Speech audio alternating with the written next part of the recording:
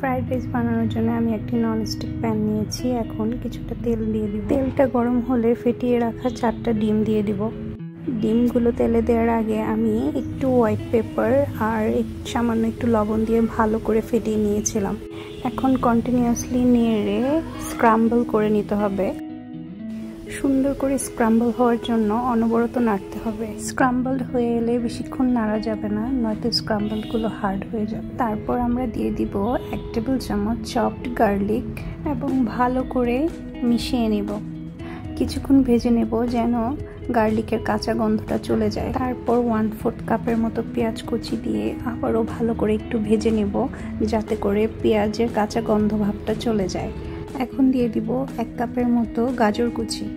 গাজরটা যেহেতু সেদ্ধ হতে একটু সময় লাগে তাই গাজরটা একটু আগেই দিয়ে দিব। তারপর দিয়ে দিব 2 কাপের মতো বাঁধাকপি কুচি। এবার সবকিছু ভালো করে মিশিয়ে নেব। এখানে আমি আমার ইচ্ছে মতো সবজি দিয়েছি, আপনি চাইলে আপনার ইচ্ছে মতো সবজি অ্যাড করতে পারেন। তারপর দিয়ে দিব মাঝখান থেকে চিড়ে রাখা কয়েকটা কাঁচামরিচ।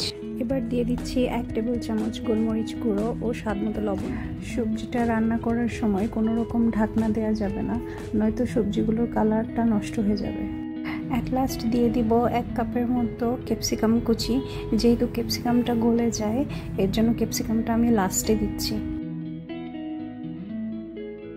এবার রান্না করে রাখা সবজিটা আমি অর্ধেকটা তুলে নেব, কারণ আমার রান্না করে রাইসের পরিমাণটা একটু বেশি ছিল, তাই আমি হাফ হাফ করে 2 বার মিক্স করব।